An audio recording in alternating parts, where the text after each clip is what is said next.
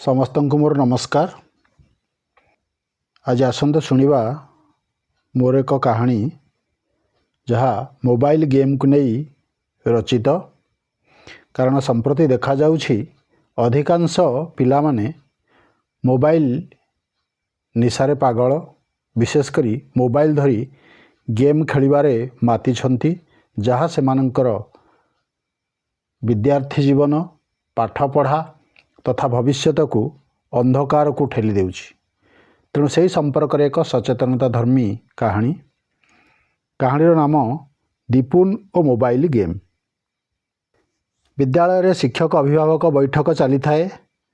ହାତ ଗଣତି କିଛି ଅଭିଭାବକ ଯୋଗ ଦେଇଥିଲେ। ବିଜ୍ଞାନ ଶିକ୍ଷକ ମିଶ୍ର ସାର୍ ମୋବାଇଲ ଫୋନର ଦୁରୁପଯୋଗ ବିଷୟରେ କହୁଥିଲେ।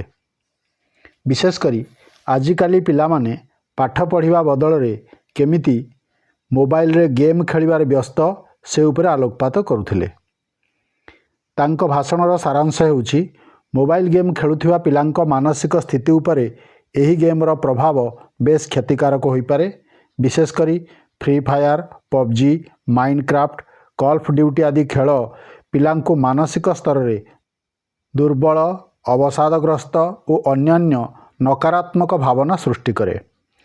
ତାହାର ପ୍ରଭାବରେ ସେମାନଙ୍କର ସାମାଜିକ ଏବଂ ଶିକ୍ଷାମୂଳକ ଜୀବନ କ୍ଷତିଗ୍ରସ୍ତ ହୁଏ।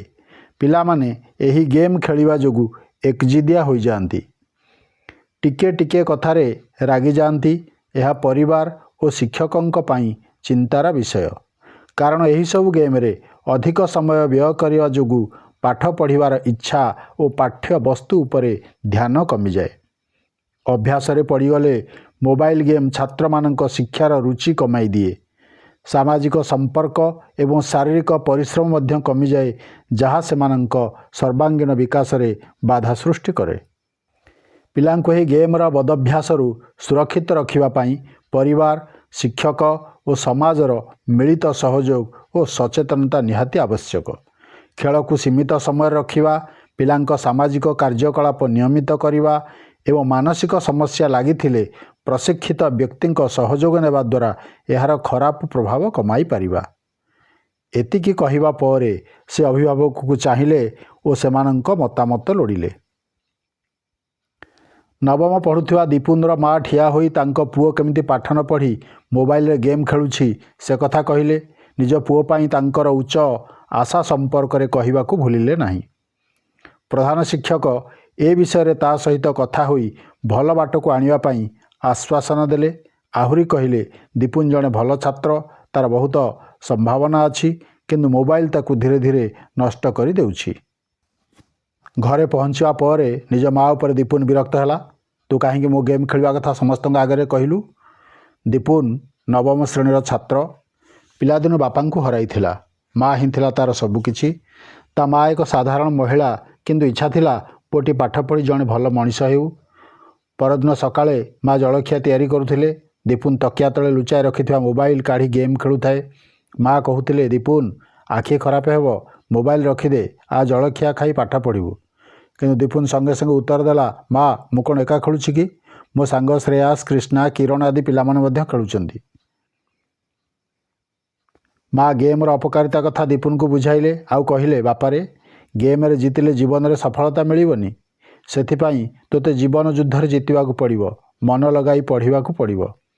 କିନ୍ତୁ ନିଜ ମାଆର ନୀତି ଉପଦେଶ ଦୀପୁନର ଗୋଟିଏ କାନରେ ପଶି ଆର କାନରେ ବାହାରିଗଲା। ସେ ଗେମ୍ ଖେଳରେ ମଜି ଯାଇଥାଏ।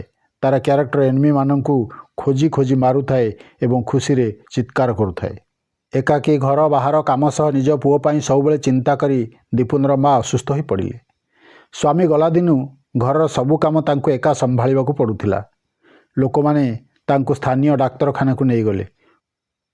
ପରୀକ୍ଷା କରି ଡାକ୍ତର କହିଲେ ଟାଇଫଏଡ଼ ଜ୍ୱର, ଡାକ୍ତରଖାନାରେ କିଛି ଦିନ ରହିବାକୁ ପଡ଼ିବ। ଦୀପୁନର ମା କିନ୍ତୁ ରାଜି ହେଲେନି। ସେ ଏଠି ରହିଲେ ଦୀପୁନ ଖାଇବ କେମିତି? ମା ମନ ତ। ତେଣୁ ଡାକ୍ତରଖାନାର ଔଷଧ ଆଣି ସେ ଘରକୁ ଚାଲି ଆସିଲେ। କାମ କରିବାକୁ ବଳ ପାଉନଥାଏ, ଖଟରେ ପଡ଼ିଥାନ୍ତି ସେମିତି। ଦୀପୁନ ରାତିରେ ମୋବାଇଲ ଧରି ଗେମ୍ ଖେଳୁଥିଲା। ମା ଔଷଧ ଖାଇବା ପାଇଁ ତାକୁ ଡାକୁଥିଲେ, ପାଣି ଟିକିଏ ଦେ ରେ ବାପା। ସେ ରାଗିଯାଇ କହିଲା, ମା ମୋ ଲେବୁଲ ଆସିଗଲା, ମୁଁ ଏବେ ଯାଇପାରିବିନି। ସେଦିନ ରାତିରେ ମା ବହୁତ ଡାକିଲେ। ଶୋଷରେ ତାଙ୍କର ତଣ୍ଟି ଶୁଖି ଯାଉଥିଲା। ହେଲେ ଦୀପୁନ ଶୁଣିଲାନି। ରାତି ସାରା ଗେମ୍ ଖେଳି ସେ ଶୋଇପଡ଼ିଲା। ସକାଳେ ଘର ଭିତରେ ପାଖ ପଡ଼ିଶା ଲୋକଙ୍କ ପାଟିତୁଣ୍ଡ ଶୁଣି ତା ନିଦ ଭାଙ୍ଗିଗଲା। ସେ ଦେଖିଲା ତା ମା ଖଟିଆରେ ପଡ଼ିଛି, ହାତ ଦୁଇଟା ତଳକୁ ଝୁଲି ପଡ଼ିଛି, ଆଉ ତା ସହିତ ଜ୍ୱର ଔଷଧ ବି। ସେ କାନ୍ଦି କାନ୍ଦି ବହୁତ ଡାକିଲା, କିନ୍ତୁ ତା ମା ଆଉ ଉଠିଲେ ନାହିଁ। ସାଇ ଭାଇ ଆସିଲେ ଓ ସାମାଜିକ ରୀତିନୀତି ଅନୁଯାୟୀ ମାଆର ଶବ ସତ୍କାର କରି ଚାଲିଗଲେ। ସେଦିନ ରାତିରେ ଘରଟା ଖାଁ ଖାଁ ଲାଗୁଥିଲା। ଦୀପୁନ ଧୀରେ ଧୀରେ ଉଠିଲା। ମୋବାଇଲରୁ ମାଆର ପୁରୁଣା ଫଟୋକୁ ଦେଖି ତାର କଣ୍ଠ ବାଷ୍ପରୁଦ୍ଧ ହୋଇଗଲା। ସେ କଇଁ କଇଁ ହୋଇ କାନ୍ଦିବାକୁ ଲାଗିଲା। ମା, ମୁଁ ଗେମ୍ ଖେଳରେ ଜିତିଲି ସିନା, କିନ୍ତୁ ତୁମକୁ ସବୁଦିନ ପାଇଁ ହରେଇ ଦେଲି। ଏଇ ଗେମ୍ ହିଁ ମୋ ଠାରୁ ତୁମକୁ ଛଡ଼େଇ ନେଇଛି। ତାକୁ ଲାଗିଲା ଯେମିତି ତା ମା ତାକୁ କହୁଛନ୍ତି, ଗେମ୍ ନୁହେଁ, ପାଠ ପଢ଼ାରେ ଧ୍ୟାନ ଦେ। ସେଦିନଠୁ ମୋବାଇଲରେ ଥିବା ସବୁ ଗେମ୍ ସେ ଡିଲିଟ୍ କଲା। ପ୍ରତିଦିନ ମାଆର ଫଟୋ ତଳେ ଫୁଲ ରଖିଲା ଓ ମନେ ମନେ କହିଲା, ମା, ତୁମେ ଯେଉଁପରି ଦୀପୁନ ଚାହିଁଥିଲ ସେମିତି ହେଇ ମୁଁ ନିଶ୍ଚୟ ଦେଖେଇଦେବି। ଏହାପରେ ବିଦ୍ୟାଳୟରେ ତାର ଚରିତ୍ର ବଦଳିଗଲା। ଯେଉଁ ପାଠପଢ଼ା ପ୍ରତି ପୂର୍ବରୁ ଅନାସକ୍ତ ଥିଲା, ସେଠି ସେ ଆଜି ଆଦର୍ଶ ଛାତ୍ର ହେଲା।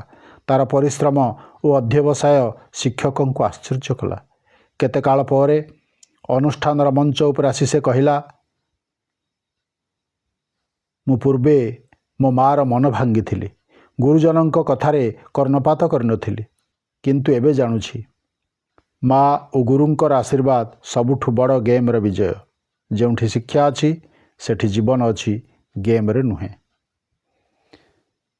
ଗପଟି ଆପଣମାନଙ୍କୁ ଯଦି ଭଲ ଲାଗିଥାଏ ନିଶ୍ଚିତ ଭାବରେ ମୋର ଚ୍ୟାନେଲକୁ ସବସ୍କ୍ରାଇବ୍ କରିବା ସହିତ ଲାଇକ୍, କମେଣ୍ଟ ଏବଂ ସେୟାର କରିବାକୁ ଭୁଲିବେ ନାହିଁ।